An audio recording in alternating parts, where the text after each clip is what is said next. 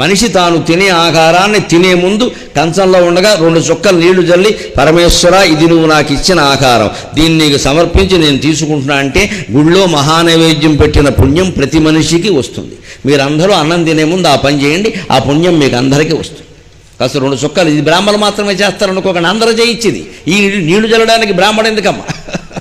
ఇక్కడ మంచినీళ్ళు ఉన్నాయి, గ్లాసులో ఉన్నాయి, కాస్త కుడి చేత్తో 2 చుక్కలు నీళ్లు తీసి అన్నం మీద జల్లడం. అంతేకాదు ఇంకో పద్ధతి చెబుతున్నా, అన్నం తినే ముందు అన్ని పదార్థాలు వడ్డించాలి. కింద పక్కన పళ్ళేల్లో పెట్టినా సరే, కంచంలో పెట్టినా సరే అన్నీ వడ్డించాలి, అప్పుడే నైవేద్యం పెట్టాలి.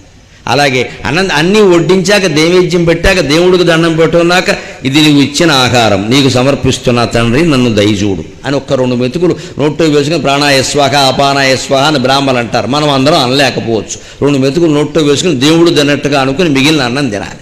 కొంతమందికి ఉండే దుర్లక్షణం ఏమిటంటే పచ్చడి వేస్తే పచ్చడి నాకేయడం, స్వీట్ వేస్తే స్వీట్ నాకేయడం. ఈ నాకేస్తే కుదరదు ఇక్కడ, అది చాలా దుర్లక్షణం, అది మానుకోవాలి. ఏది వేస్తే అది నాకేయడం ఏంటండి? అన్నీ వేసే వరకు ఉండద్దు.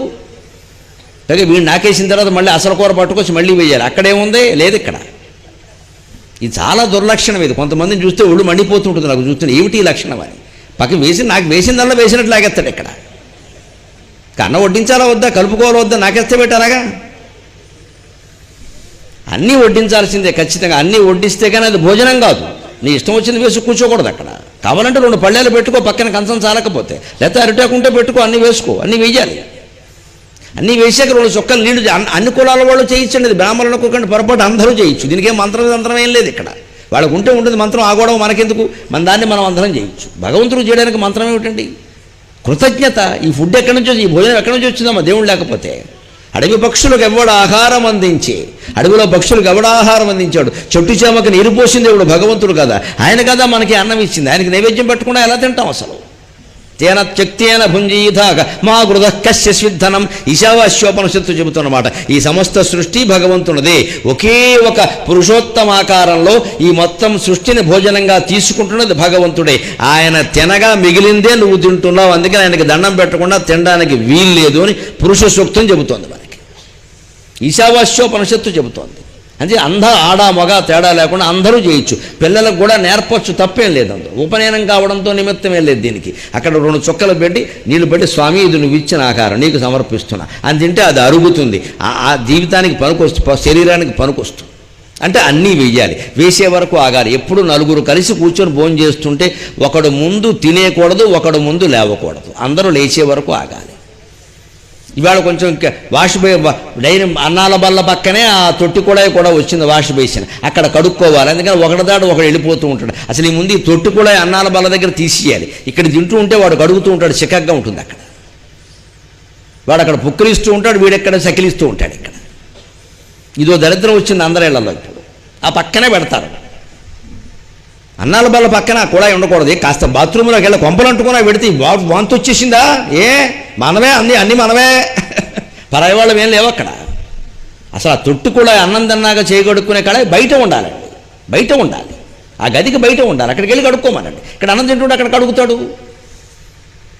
అది జరగకుండా ఉండాలంటే అందరూ తినేవరకు ఆగాలి. అందుకే ఏం చేయాలో తెలుసా? అన్నం తింటుంటే మరి ఎలా ఆగుతామండి? మేమేమో 5 నిమిషాల్లో తింటామండి, పక్క వాళ్ళ 10 నిమిషాలు. మంచిది, 5 నిమిషాల్లో తినేసిన వాడిని 2 పద్యాలు పాడమనండి. భోజనకాలే గోవిందనామస్మరణ పాడండి, అది చెయ్యాలి నిత్యం ఇంట్లో. అందుకోసమే పెట్టారు గోవిందనామస్మరణ. ఎందుకంటే కాస్త ఒకడు స్పీడ్గా తింటాడు, నా బోటుగా ఉంటాడు, జహ్వశాపల్యం ఉంటుంది, కాస్త ఏదైనా బాగుంటే 2వసారి వేసుకుంటాం. అందుకని తిన్నవాడు మరి కంగారుగా తినాలంటే కష్టం. నాకు మధ్యాహ్నం భోజనం 45 నిమిషాలు తినాలి, నేను తింటాను 45 నిమిషాలు తింటాను. రాత్రి భోజనం అరగంట తినాలి కనీసం. అలా అయితేనే అరుగుతుంది. ఇక్కడ 2 మెతుకులు నోట్లో వేసుకుని వెళ్ళిపోవడం ఏంటి? అరగదు, అది మెతుకులు గతుకులైపోతాయి. ఆ తినే వరకు ఉండాలంటే ఏం చేయ, ఒకడు తొందరగా పులుసు వేసుకుని మజ్జిగలోకి వచ్చిన వాడు పులుసు అయ్యే వరకు తిను, మజ్జిగ వచ్చాక ఆగిపోయి ఏం చేయాలి?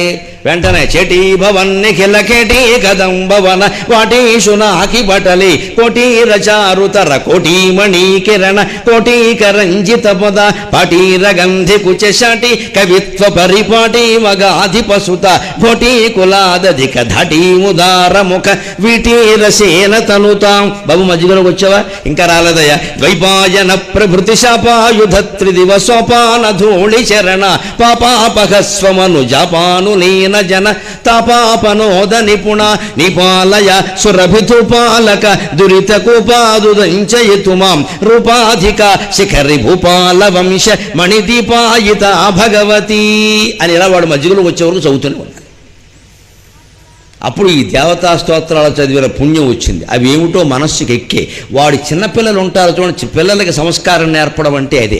ఈ అన్నాలు తింటుంటే ఈ గోల ఏమిటని చూస్తాడు వాడు. చిన్నపిల్లాడు ఉంటాడు కదా ఇంట్లో, ఇదేమిటి తాతగారు తినేశారు, మావయ్య ఏమో పద్యాలు పాడుతున్నాడు, అందులో విడిచేటి బాటి లూటి అంటే మావయ్య అది నాకు నేర్పవా అంటాడు. సంస్కృతిని పరంపరకు అందించడం అంటే అది.